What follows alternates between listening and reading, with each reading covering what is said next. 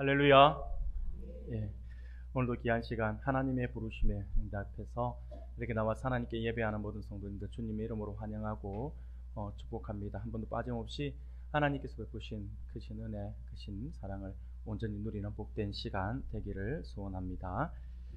네, 우리가 오늘 마태복음 말씀을 우리 함께 읽었습니다. 본문의 말씀으로 따뜻하고 부드러운 마음으로 라는 제목으로 잠시 말씀을 우리 함께 살펴보면서 하나님의 은혜를 나누고자 합니다. 사랑하는 성도 여러분, 아마 어린 시절 여러분들 모두가 어린 시절 여러 가지 추억들이 많이 있을 것입니다. 저도 어린 시절에 대한 추억들이 참 많이 있는데요. 특히 초등학교 다닐 때, 예전에 저희 때는 또 국민학교라고 했잖아요. 예, 국민학교에 다닐 때에 항상 방학이 되면 시골에 갔던 것 같아요. 며칠씩 시골에 가서 할머니하고 우리 할머니 계신 우리 친할머니 계신 시골에도 우리가 가고요, 외할머니가 계신 시골에도 가고. 방학 때 항상 바빴어요. 다른 걸로 바쁜 게 아니라 요즘에 아이들은 학원 다닌다고 바쁘지만 저희는 논다고 바빴어요. 놀러 뜻했으면 건수를 만들어서라도 이렇게 놀러 다녔던 기억이 많이 납니다. 여름 방학이든 겨울 방학이든 간에 항상 이렇게 제가 시골에 계신 할머니 댁을 많이 갔던 기억이 많이 있습니다. 저희 기억에 우리 할머니 댁에 가면 할머니 집에는 시골에 마당이 좀 넓고다 보니까, 시골이다 보니까 동물들이 참 많았던 것 같아요. 가축을 참 많이 키웠던 것 같은데, 집에 보면 뭐 소도 키웠고요, 양은 아니네요. 염소, 예, 염소도 키웠고요, 예, 닭도 있고요. 집사님, 우리가 같은 고향이신가요? 아, 예. 주사님 너무 제 이야기하는 걸 주사님 다 알고 미리 이야기하셔가지고, 예, 맞아요. 다들 그렇게 키웠잖아요, 그렇죠? 소와 염소와 닭, 그리고 개, 고양이는 기본적으로 다 있었지 않습니까? 그렇게 여러 동물들을 참 많이 키웠어요. 근데 어린 마음 제가 신기한 게 하나 있었어요. 뭐가 신기하냐면, 제 기억으로 저희 할머니 집에 가면 소와 염소, 닭, 개 이런 것들은요 다 집을 만들었어요. 뭐 우리를 만들 때 집을 만드는데 뭐 갖다 개집을 만들잖아요. 만들어 가지고 다 집을 줬어요. 그런데 딱 하나, 고양이는 집이 없는 거예요. 어릴 때 보니까 가만히 지금 생각해봐도 고양이는 집을 만들어 주지 않았던 것 같아요. 근데 그러다 보니까 이 고양이가, 우리 할머니가 키우는 고양이들은 이렇게 목에 빨간 줄을 매어놨거든요. 그래서 할머니가 키우는 고양이는 맞는데, 그런데 고양이는 집이 없어요. 그럼 고양이는 어디 사는가 했더니 그냥 할머니가 지가 알아서 돌아다닌대요. 그래서 그냥 할머니가 밥을 이렇게, 예전에 뭐 누룽지 이래갖고 밥을 준비해가지고, 저희 할머니 댁에 여러 방이 있었는데 창고로 쓰는 방이 하나 있었어요. 창고 방이라고 했는데, 그 창고 방 앞에 그냥 밥만 갖다 놓으면 어딘가에 있다가 나와서 그걸 다시 먹어요. 그러면 딱 숨어 있다 보면 고양이가 나 밥 먹는 거, 저게 우리 할머니가 키우는 고양이구나 라고 생각을 했어요. 그런데 어느 날 고양이가 안 보여요. 그런데 안 보이는데, 그래서 할머니 보고 고양이는요 라고 했더니 고양이가 새끼를 낳았다는 거예요. 고양이가 새끼를 낳았는데, 그러면서 할머니가 하시는 말씀이 절대로 창고방 앞에 가지 마라, 그리고 창고방을 들여다보지도 마라 라고 하더라고요. 그 이유가 나중에는 제가 이유를 몰랐는데 나중에 보니까 고양이가 새끼를 낳았을 때는 굉장히 민감하고 예민하기 때문에, 그리고 그 새끼가 흔히 말하는 사람 손을 탄다라고 하더라고요. 사람 손 타면 이 고양이를, 새끼를 죽이든지 아니면 다른 아주 깊은 곳으로, 사람이 못 찾는 곳으로 숨겨버린다라고 이야기하더라고요. 그러면서 창고방에 가지 말라라고 하는 거예요. 그런데 어린 시절에는 다 똑같잖아요. 우리가 잘 아시는 것처럼 하지 말라고 하면 꼭 그거 하고 싶고, 먹지 말라고 하면 그게 제일 먹고 싶고 막 그러잖아요. 그래서 하지 말라고 했음에도 불구하고 그 창고방에 갔어요. 가가지고 할머니 몰래 구멍을 뚫어가 뒤다봤어요. 근데 저 멀리 보니까 꿈틀꿈틀 거리는 고양이가 보였어요. 그럼 정말 작았어요. 그냥 뭐 흔히 말하는 핏덩이라고 이야기해야 될까요? 정말 벌겋게 생긴 그 고양이가 한 5마리 정도가 꿈틀꿈틀 거리는 거예요.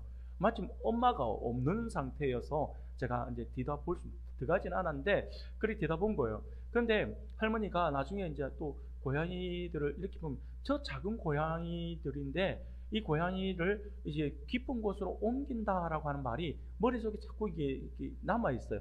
남아있어가지고, 그래서 제가 할머니한테 혹시나 해서 물어봤어요.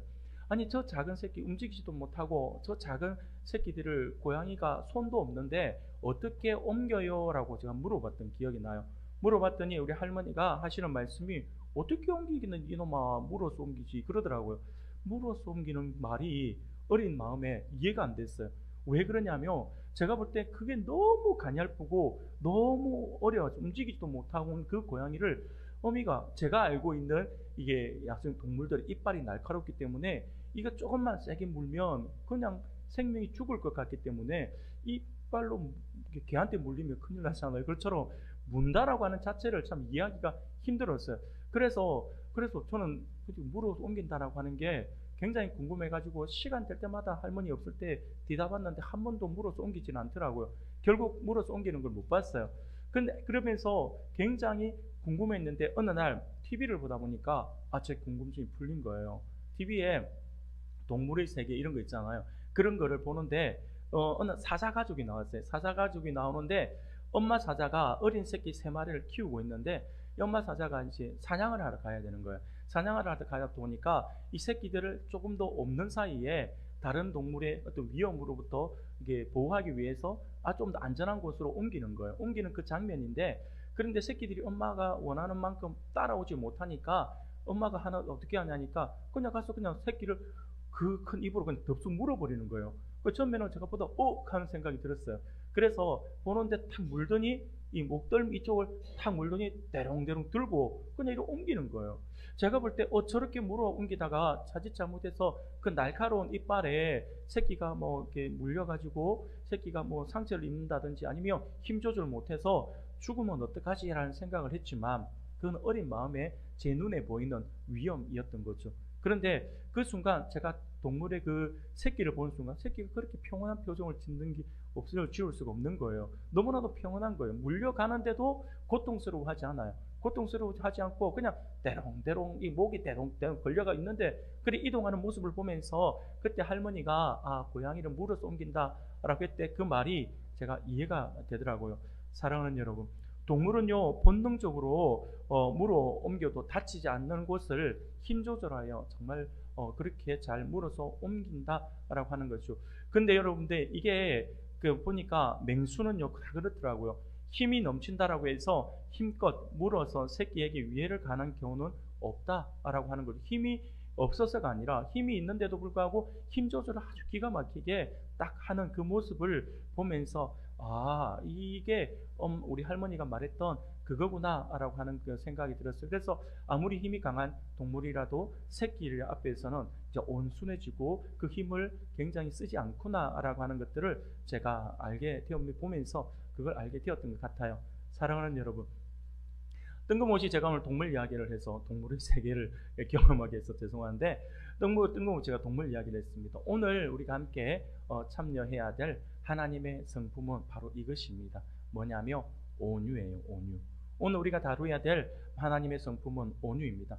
이 온유라고 하는 성품이 어떤 성품이냐니까 따뜻하고 부드러운 마음으로 겸손, 배려, 부드러움이 조화를 이루는 그러한 성품이 바로 온유예요.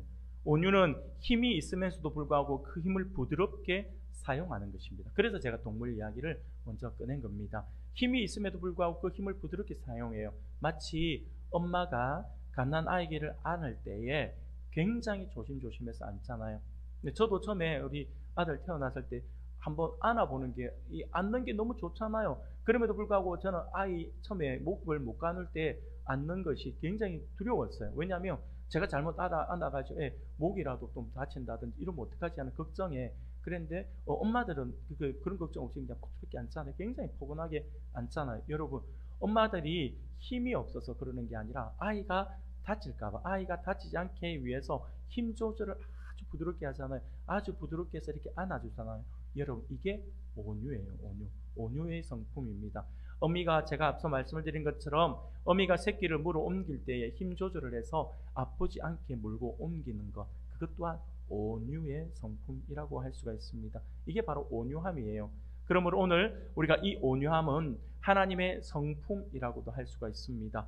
그러므로 우리 하나님의 백성들은 하나님의 이 귀한 온유의 성품을 본받아야 합니다. 그래서 항상 우리는요, 세상 사람들로부터 그리고 모든 성도들로부터 온유한 사람이다라고 하는 그런 칭찬을 들을 수가 있어야 한다라고 하는 거죠.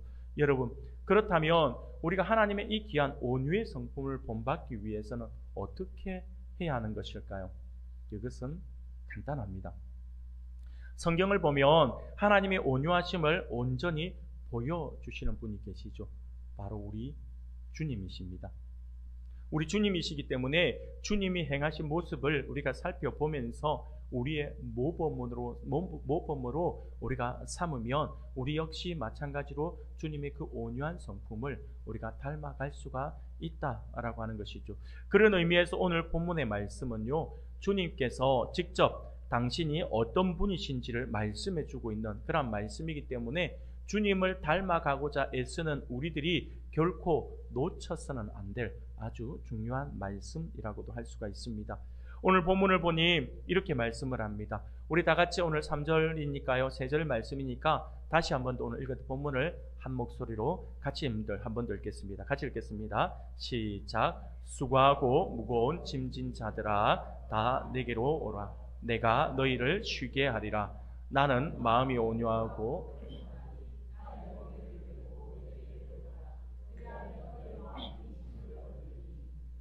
내 멍에는 쉽고 내 짐은 가벼움이라 하시니라. 아멘. 사랑하는 여러분, 오늘 본문의 말씀을 우리가 이해하기 위해서는요, 이 본문이 왜 주님께서 이런 말씀을 하셨는지를 우리가 앞의 말씀을 조금 알아야지만 오늘 본문의 말씀을 조금 더 쉽게 이해할 수가 있습니다. 오늘 본문은요, 예수님께서 2차 갈릴리 사역 중에서 있었던 그러한 일입니다. 2차 갈릴리 사역의 중심이었던 가장 많은 권능을 행하였지만 그럼에도 불구하고 복음을 거부하고 회개치 않았던 베세다라고 하는 지역과 고라신이라고 하는 지역, 그리고 가버나움이라고 하는 그 지역에 대해서 결국 회개하지 않는 그들의 모습을 보면서 화가 있을 것이다 라고 이렇게 말씀을 하시면서 주님께서 책망을 하셨어요. 그리고는 오늘 본문으로 이어집니다. 많은 권능을 베푸셨으나 회개하지 않는 그들을 책망하시고, 그러나 그럼에도 불구하고 주님께서는요, 죄인들을 향해서 회개와 구원의 초청을 하고 있는 것이 오늘 우리가 읽은 본문의 말씀인 것이죠. 예수님께서는요, 베세다와 고라신 그리고 가버나움에서 예수님을 배척하고 거부했지만 그럼에도 불구하고 오늘 우리가 읽진 않았지만 앞부분의 본문을 보면 이렇게 말씀을 해요. 11장 25절 말씀을 보면 이렇게 말씀을 해요. 우리 같이 한번 읽어볼까요? 시작. 그때에 예수께서 대답하여 이르시되 천지의 주제이신 아버지여, 이것을 지혜롭고 슬기 있는 자들에게는 숨기시고 어린 아이들에게는 나타내심을 감사하나이다. 아멘. 사랑하는 여러분, 천국 복음의 비밀이 어린아이와 같이 마음이 순수한 자들에게는 계시되고 있음, 거기에 대해서 주님께서 감사한다라고 말씀을 하시는 거예요. 그러면서 계속해서 하시는 말씀이 수고하고 무거운 짐진 자들아, 곧 죄인들을 향하여 영원한 안식에로 들어오라 라고 초청을 하고 있는 것입니다. 쉽게 말하면 지금 그런 거예요. 베세다와 고라신과 가버나움은요, 예수님께서 가장 많은 권능을 베풀어 주셨어요. 쉽게 말하면 수많은 이적들을 보여주신 거죠.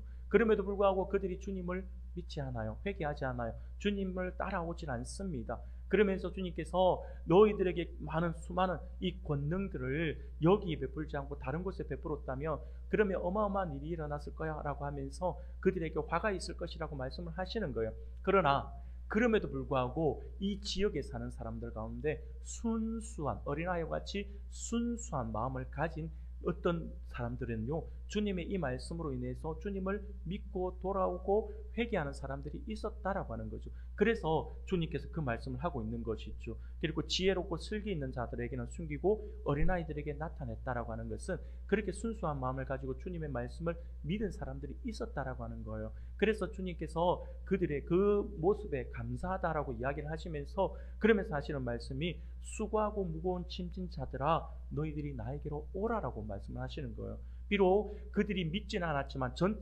마을 전체로 적어놓은 그들이 공동체적으로는 믿지 않았지만 개인적으로라도 주님을 믿고 회개하고 돌아오기를 원하는 사람이 있다면 누구든지 나에게로 오라, 지금 이렇게 말씀을 하고 있다라고 하는 것이죠.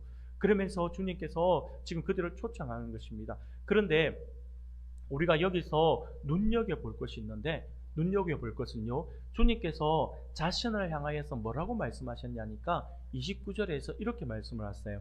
나는 마음이 온유하고 겸손하니 라고 말씀을 합니다. 이 말씀을 주님께서 하고 있어요. 여러분, 여기서 온유하다라고 하는 말은 무엇을 말하고 있는 것일까요? 그죠? 우리가 온유하다라고 하면요, 항상 우리 속에 있는 게 사람이 좀 약한 사람, 좀 약한 모습 이렇게 보여져요. 그러다 보니까 온유하다라고 하면 약하다라고 생각을 하는 거예요. 그럼 정말 온유하다라고 하는 것이 약하다라고 하는 뜻을 말하고 있는 것일까요? 절대 아니죠. 여기서 온유로 번역된 헬라어 원어를 보면 이는 프라위스라고 하는 단어인데, 이 프라위스라고 하는 단어가 어떤 의미냐니까 친절하다, 너그럽다라고 하는 그 너그러운 태도를 가리키는 그러한 표현의 말씀입니다. 그리고 이어지는 말씀을 보니까 주님께서 나는 온유하고 겸손하다라고 말씀을 하는 거예요. 이 겸손은요, 타페이노스라고 하는 단어인데, 이것은요, 높아짐에 반대되는 낮아짐을 의미하는 것입니다. 심지어 지위와 신분을 낮춘 비천, 혹은 자신을 일부러 낮추는 겸비, 이 모든 것을 포함하고 있는 단어가 바로 이 타페이노스라고 하는 이 단어예요. 그러므로 우리가 이 온유라고 하는 프라위스와 겸손이라고 하는 타페이노스라고 하는 이 단어, 이 원어의 의미를 반영해서 본문을 다시 한 번 더 우리가 해석해 본다면 이렇게 해석할 수가 있어요. 예수님께서는 자신에게 오는 사람들을 향하여 친절하고 너그러운 마음가짐과 일부러 자신을 낮추는 겸비한 자세를 가지신 분이시다, 지금 이걸 이야기하시는 거예요. 언제든지 너희들이 와도 나는 너희들과 높은 눈높이에서 같이 너희들을 맞는 거야 라고 이렇게 말씀을 하고 있는 것이 있죠. 그런 의미에서 주님께서 나는 마음이 온유하고 겸손하다라고 이렇게 말씀을 하고 있는 것입니다. 사랑하는 여러분, 그렇다면 앞서 28절에서 수고하고 무거운 짐진 자들아 다 내게로 오라, 내가 너희를 쉬게 하리라 라고 이렇게 말씀하신 예수님께서 바로 이 29절에서 왜 나는 마음이 온유하고 겸손하니 라고 하는 말씀을 하고 있는 것일까요? 수고하고 무거운 짐진 자들아 다 내게로 와서 쉬어 라고 이야기하시면서 나는 마음이 온유하고 겸손하다 라고 이렇게 말씀하신 이유가 있다라고 하는 거죠. 여러분, 이것은요, 다름이 아니라 지금 주님께서는요, 당신이 바로 메시아이심을 말씀하고 있는 것입니다.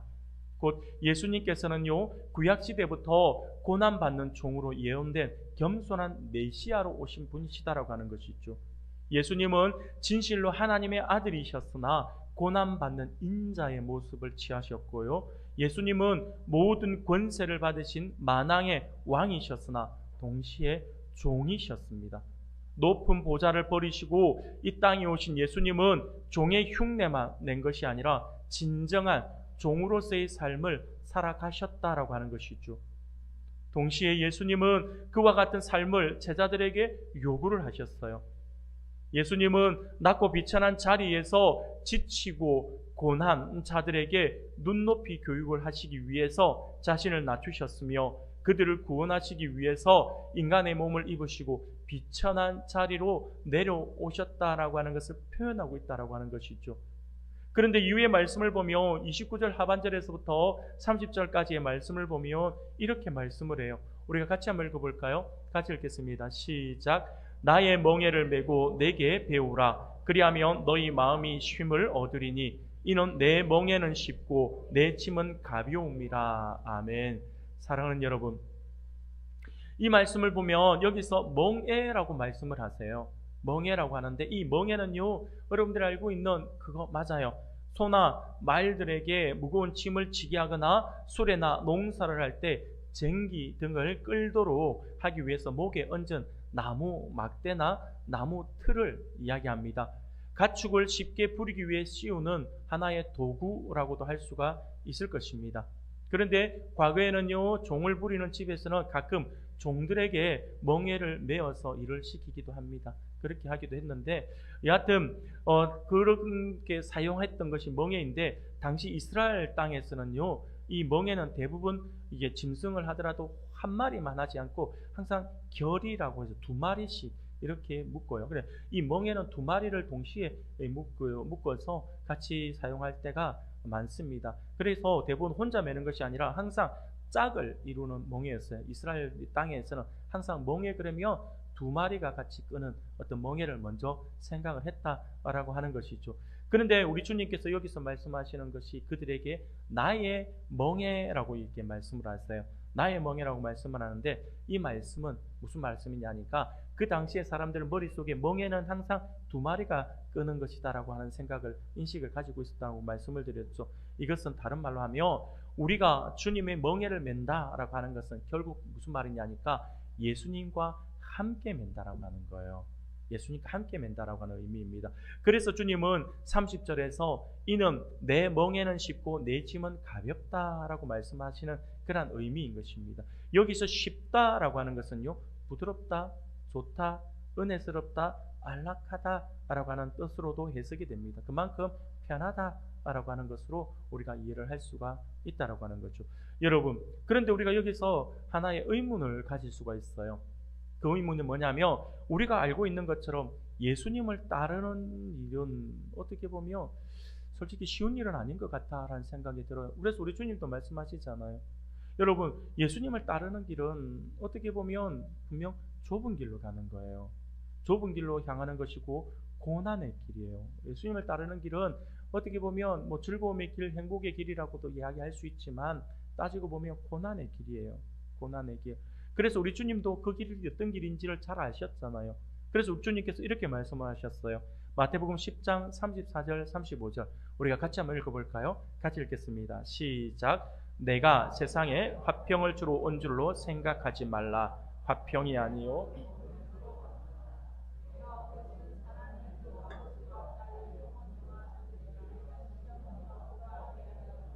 아멘. 주님께서 오신 목적이 어떻게 보면 불화를 일으키는 거죠. 그래서 주님을 따르겠다라고 하는 사람들은 항상 주변에 이런 불화, 이런 어떤 사람들로부터 좀 미움을 당할 수밖에 없다. 그 길이 결코 쉬운 길은 아니야 라고 말씀을 하고 있는 겁니다. 그렇게 말씀을 하시면서 마태복음 16장 24절에서도 이렇게 또 말씀을 합니다. 주님께서. 이 또한 우리가 같이 한번 읽어볼까요? 같이 읽겠습니다.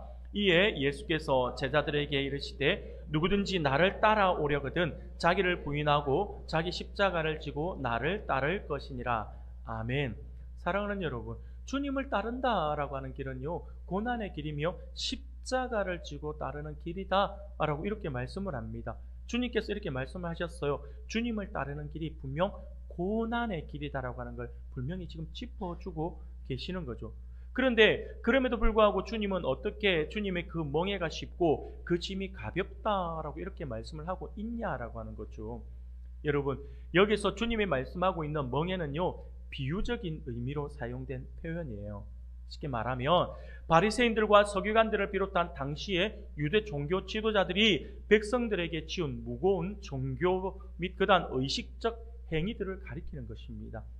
유대주의자들이 구원의 필수 조건으로서 유대인들 및 이방인들에게까지 강요한 무거운 율법적 그 행위들을 가리키는 표현이 바로 이 멍에라고 하는 표현이었다라고 하는 것입니다. 그 당시의 백성들은요, 유대 종교 지도자들이 씌워놓은 그 엄청난 율법의 멍에가 너무나도 무거웠어요. 너무나도 힘들었어요. 정말. 그런데 그걸 하지 않으면, 그 율법을 지키지 않으면 구원을 받을 수 없다라고 하니 안 할 수는 없고 너무나도 힘겨운 그러한 어떤 무거운 짐을 지금 안고 있는 거죠. 반면에 우리 주님의 멍에와 짐은요, 전혀 달랐다라고 하는 거죠. 유대주의자들이 구원의 방도로 지키고 가르쳐온 미시나라고 하는 613가지의 교훈과 그 규칙과는 완전히 달랐습니다. 우리 주님 자신의 가르침의 핵심을 주님은요, 그 비유하기 위해서 내 멍에라고 할 때 이 멍에는 쉽다라고 하는 이유가 거기 있어요. 유대인들이 가르쳤던 그 613가지의 미시나라고 하는 그 원래 율법에서 더 파생된 자기네들이 만들어 놓은 그 율법의 멍에보다 내 멍에는 너무나도 쉬워. 나는 이걸 요구하지 않아 라고 지금 이야기를 하고 있는 겁니다. 주님의 교훈의 핵심은요, 너무나도 간단했어요. 유대 종교 지도자들이 주고 있는 그 멍에는 내가 구원을 받기 위해서는 이것을 다 하나씩 다 지켜야 되고 이걸 안 지키면 안 되는 거예요. 그래서 끊임없이 율법의 법의 잣대를 가지고 와서 왜 이거 못했어? 왜 저거 못했어? 열심히 잘했음에도 불구하고 왜 더 하지 못했어? 막 이렇게 나오니까 계속해서 눌려 있을 수밖에 없는 거예요. 그러나 우리 주님의 이 교훈의 핵심은요, 바로 주님의 구속적 은혜에 근거한 믿음으로 말미암는 구원의 원리이거든요. 너무 쉬운 거였어요. 구원은 유대주의자들이 강조하는 613가지의 세상 규칙들로 율법 조항을 지킴으로 얻는 것이 아니라 하나님의 은혜로 인하여 믿음으로 말미암아 얻는 선물이다라고 하는 거죠. 이 핵심을 담고 있는 주님의 멍에와 짐을 지는 것은 결코 무겁거나 어려운 일이 아닌 쉽고 가벼운 일이 된다라고 하는 거죠.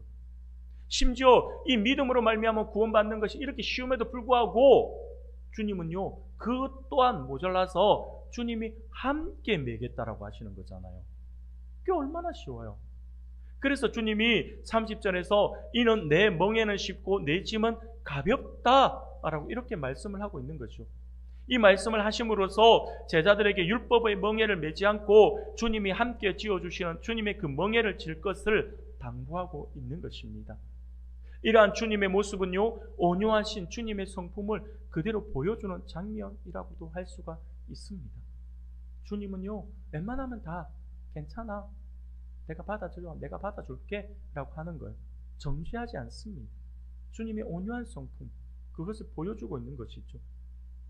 사랑하는 성도 여러분, 예수님은 온 우주를 창조하신 능력이 있으신 하나님이시지만 우리를 대하실 때는 너무나도 부드럽고 따뜻하게 대해주십니다.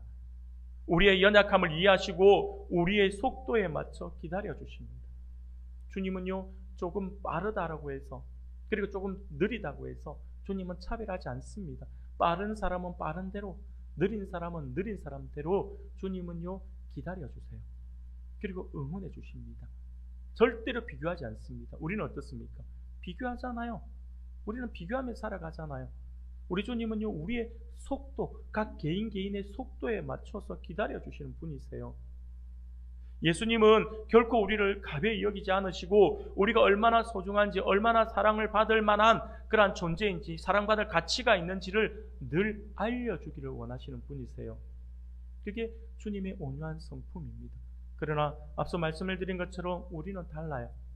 우리는 너무나도 다른 모습을 가지고 있습니다. 하나님과는 다르게 세상은요, 우리에게 온유하지 않아요. 오히려 우리에게 너무나도 거칠게 우리를 대합니다. 우리 주변을 보면 온유하지 않은 사람들이 너무나도 많이 있어요. 충분히 잘하고 있음에도 불구하고 끊임없이 부족하다, 모자란다 라고 외치고 있습니다.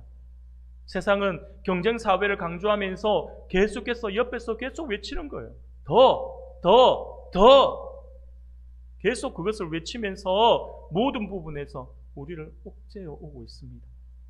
실컷 잘했는데도 불구하고, 열심히 했는데도 불구하고 이거밖에 못했어, 네가 조금 더 하면 됐는데, 뭐 이렇게 이야기를 한다라고 하는 거죠. 여기서 그렇게 해서 그 더해서 처지면 어떻게 됩니까? 소위 말하는 루저라고 하잖아요. 바로 쓸모없는 사람 취급을 해버리는 것이 세상의 모습입니다. 이렇게 하지 않아도 충분히 세상살이가 힘겨워 너무나도 쉽게 지치는데 세상은 끊임없이 정죄하면서 온유함을 보여주고 있지 않다라고 하는 거죠. 세상이 그래요. 그런데 여러분 있잖아요, 우리를 더 힘들게 하는 게 뭔지 아십니까? 세상은 그렇다 치더라도 심지어 교회 안에까지 이런 모습이 있다라고 하는 거예요. 이게 우리를 더 힘들게 합니다. 그리스도의 사랑을 외치는 교회에서도 이런 무거운 짐을 지게 할 때가 너무나도 많다라고 하는 거예요. 이래서는 안 되고 저래서도 안 되고 계속해서 이야기를 합니다. 그냥 진리가 아닌 이상 받아주면 되는 것을 하나하나 꼬치꼬치 따지면서 법이 어떠니, 규칙이 어떠니, 상식이 어떠니 라고 하면서 정죄하려고 합니다. 그렇게 해야지만 교회의 질서가 유지된다라고 생각을 하는 거예요. 그러면서 자신은 교회를 위해서, 진리 사수를 위해서 그랬다라고 이야기를 하는 거예요. 따지고 보면 그런 어떤 말하는 게 원리들이 틀리진 않아요. 그런데 그 말 한마디가 그렇게 지적하는 거 하나가 모든 사람들에게 상처가 될 수 있다라고 하는 생각들은 하지 않습니다. 왜? 나는 주님을 위해서 한 거니까요. 그런데 누군가가 주님을 위해서 나의 잘못된 부분을 지적하면 나는 기분이 어떻습니까? 나빠요. 나는 지적당하는 게 기분 나쁜데 자기는 지적한다니까요. 그러면서 하는 이야기가 주님을 위해서, 너를 위해서 그런다니까요. 얼마나 모순됩니까? 사랑하는 여러분, 요한계시록 2장을 보면, 요한계시록 2장 1절부터 6절까지의 말씀을 보면 소아시아 7교회에 대한 주님의 말씀 중에서 에베소 교회를 향한 주님의 말씀이 나와요. 에베소 교회가 주님으로부터 받은 책망이 있어요. 그 책망이 뭐냐니까 다름이 아니라 처음 사랑을 잃어버렸다라고 하는 거예요. 여러분, 그런데 에베소 교회가 이렇게 책망을 받기 전에 먼저 주님으로부터 칭찬받은 것이 있어요. 그게 뭐냐면 이제 먼저 나왔네요. 계시록 2장 2절과 3절 말씀인데 우리가 같이 한번 읽어볼까요? 같이 읽겠습니다. 시작.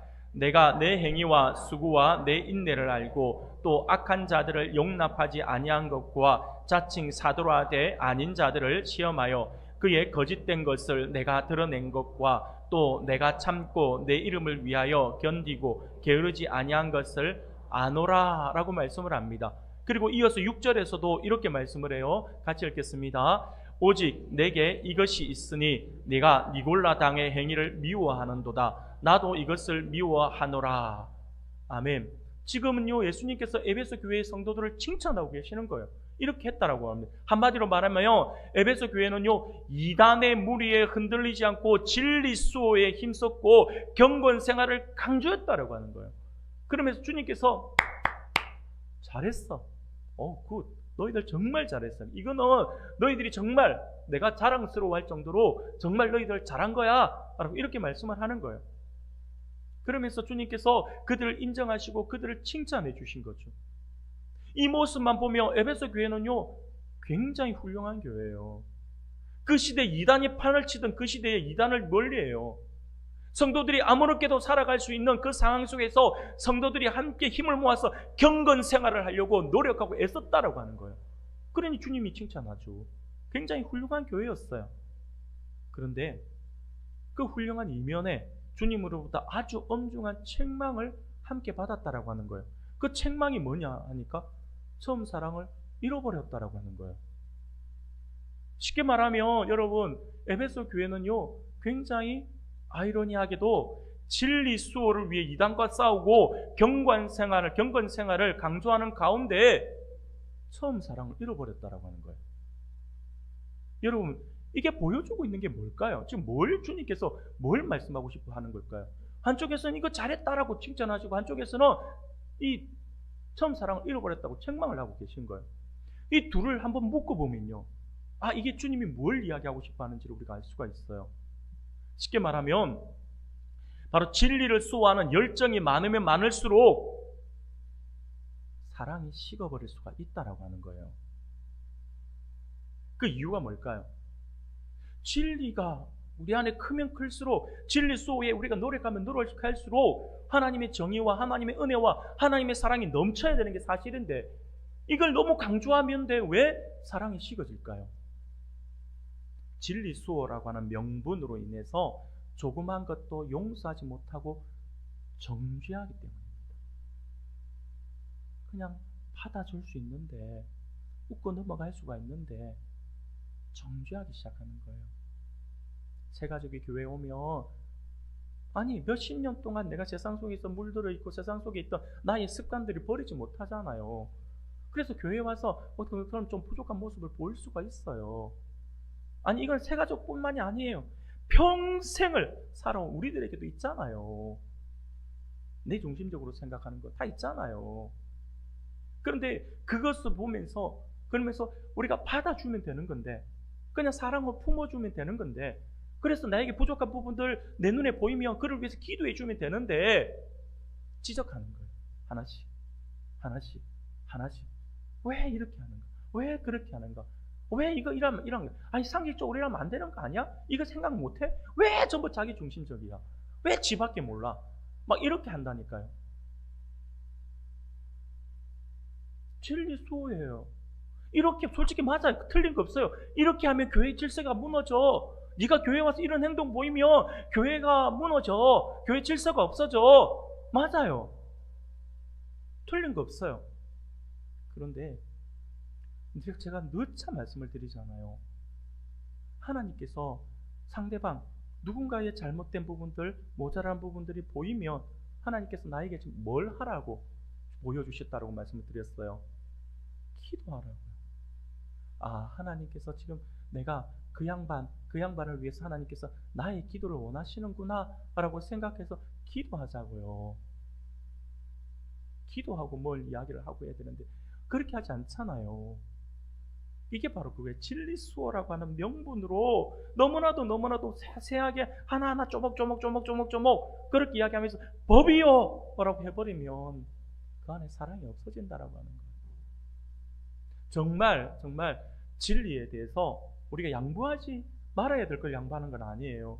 이단의 무리가 들어왔는데 주님께서 사랑하라 했으니까 이단도 사랑합니다 하면서 품고 이러면 안 됩니다. 내 몸 안에 지금 기생충이 있어요. 내 몸 안에 기생충이 있어요. 그럼 어떻게 해야 돼요? 빼내야 되잖아요. 왜냐? 그 기생충 내버려두면 어떻게 됩니까? 나의 장기를 상하게 하고 내 몸 전체를 상하게 하기 때문에 그걸 빼내야 되는 거예요. 근데 갑자기 내 몸 안에 있는 기생충도 생명인데 내가 그를 사랑합니다 하면서 약도 안 먹고 그 기생충을 키운다라면 어떻게 됩니까? 결국 사람이 목숨을 잃을 수 있는 거예요. 진리수호라고 하는 것은요, 내 몸을 상하게 하는 거, 교회를 무너뜨리게 하는 거, 교회를 나누게 하는 거, 이거는 단호해야 돼요. 그러나 그게 아니라고 한다면 품어야 되죠. 지금 그 이야기하고 있는 겁니다. 사랑이 담겨있지 않은 채 진리수호를 지나치게 강조하게 되면 그 안에는 관용이 없어지고 결국 사랑이 식을 수밖에 없다라고 하는 거예요. 주님의 온유함이 사라지는 것이 있죠. 그것을 주님은 처음 사랑을 잃어버렸다라고 말씀을 하고 있는 겁니다. 첫사랑이 있을 때는 어떻습니까? 모든 게 용서가 돼요. 여러분들 지금 부부 생활을 한번 잘 생각해 보세요. 부부 관계를 한번 잘 생각해 보세요. 처음 사랑할 때에 어떻게 합니까? 다 이뻐요. 모든 게 이뻐요. 심지어 얼굴에 뭐 음식물 하나 묻히고 있어도 이뻐요. 그냥 이뻐요. 그렇잖아요. 근데 지금 한 10년, 20년 사시면 어떻게 합니까? 뭐 하나 묻었어요. 그럼 어떻게 되나요? 닦아라 소리 안 하는 사람도 있어요. 밥 먹다가 흘리면 예전에는 그냥 내가 치우면 되죠 이렇게 하면 돼요. 요즘엔 어떻게 합니까? 턱에 구멍이 났나? 그런다니까요. 여러분, 처음 사랑을 주님께서 잃어버렸다라고 할 때 그거는 그거예요. 처음 사랑은 다름이 아니라 모든 것을 품을 수 있는 사랑이었잖아요. 왜 처음에는 너희들이 그렇게 사랑을 했는데 모든 걸 품었는데 왜 진리수호라고 하는 그 앞에서는 다 그걸 잃어버리고 이제는 정지하기 시작하느니? 라고 하는 거예요. 사랑하는 성도 여러분, 이게 바로 온유함을 상실해버리며 이 모습이 나타난 겁니다. 주님이 갈릴리 사역에서 가장 많이 권능을 베풀었음에도 회개하지 않고 돌아서지 않는 베세다 고라신 가버나움을 향하여 화를 선포하셨지만 그럼에도 주님은 끝까지 포기하지 않으시고 28절에서 수고하고 무거운 짐진 자들아 다 내게로 오라 내가 너희를 쉬게 하리라 라고 다시 한 번 더 기회를 주시잖아요. 이로보건대 주님의 이 화 선포는요, 결국 이곳에 대한 화를 선포하는 그것은 바로 그들을 사랑하셔서 돌이키기 위한 방편이다라고 하는 걸 우리가 알 수가 있습니다. 사랑하는 성도 여러분, 그렇습니다. 우리가 지나치게 규칙과 의무만 강조하다 보면 신앙생활이 즐거움이 아니라 부담이 되어버릴 수가 있어요. 하지만 이런 것들은 예수님이 원하시는 것이 아닙니다. 예수님은 우리에게 더 무거운 짐을 지우려고 오신 것이 아니에요. 예수님은 우리에게 참된 쉼을 주시는 온유하신 분이시다라고 하는 사실을 믿으시길 바랍니다. 그리고 그 주님의 온유를 닮아가는 우리 성도님들이 되기를 소원합니다. 사랑하는 성도 여러분, 우리 예수님은 온유하신 분이시라서 우리의 연약함을 분명히 이해해 주십니다. 우리가 완벽하지 않다라고 하는 것을 누구보다 잘 알고 계시죠. 그럼에도 불구하고 주님은 우리를 사랑하십니다. 그리고 지금 이 순간에도 우리 주님은 우리를 기다리고 계세요. 아니, 우리 주님 우리의 문 밖에서 우리가 그 문을 열어주기를 원하고 기다리고 계신다라고 하는 거예요. 우리가 주님께서 우리 문 밖에서 기다리고 있다라고 하면 많은 사람들이 이렇게 생각을 해요. 아, 예수 안 믿는 사람들에 대한 말이구나. 예수님을 제대로 모르는 사람들에 대한 이야기구나 생각을 아니에요. 우리 모두예요. 우리는 있잖아요. 매일같이 그래요. 예수를 안 믿는 사람들은 믿음의 문을 이야기하겠지만 예수 믿는 우리들은요, 주님께 순종, 주님께 그 은혜로 나갈 수 있는 그 은혜의 문을 우리가 열어젖히질 않아요. 우리는 매일같이 주님을 문 밖에 세워두고 있는 사람이에요. 그래서 요한계시록 3장 20절에 아주 유명한 말씀을 하고 있는 거죠. 우리가 같이 한번 보겠습니다. 같이 읽겠습니다. 시작.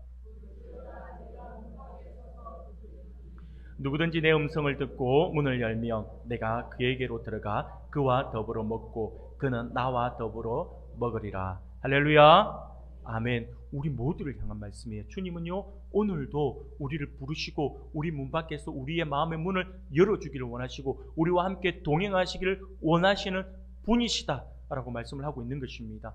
사랑하는 여러분, 그러므로 이 시간 우리의 마음의 문을 열고 주님을 맞아들이는 우리 성도님들이 되시기를 소원합니다. 우리가 그렇게 우리의 마음의 문을 열어서 주님을 온전히 영접하여 주님을 모시면 우리 주님은 분명히 우리 안에 들어오셔서 이렇게 말씀을 하실 것 같아요. 수고했다. 이제 내가 할게. 너 혼자 한다고 아등바등 애썼다. 괜찮아. 이제 내가 들어왔으니, 너희들이 나에게 왔으니 이제 내가 할게. 내 몽에 같이, 네 몽에 내가 같이 지어줄게 라고 하면서 주님께서 우리를 부축해 주실 것 같아요. 사랑하는 여러분, 오늘 하나님께서 우리에게 주시는 말씀을 기억할 수 있기를 바랍니다. 온유하신 예수님은요, 지금도 저와 여러분들을 향해서 내게로 오라 라고 초대하고 계십니다. 그러므로 이번 한 주간도 더욱 온유하신 주님과 함께 동행함으로 주님의 참 평안을 누리며 주님의 온유한 성품을 본받아서 그 온유의 사랑을 세상으로 흘려보냄으로써 하나님을 더욱더 기쁘시게 하는 우리 모든 성도님들이 다 되시기를 주님의 이름으로 축원합니다.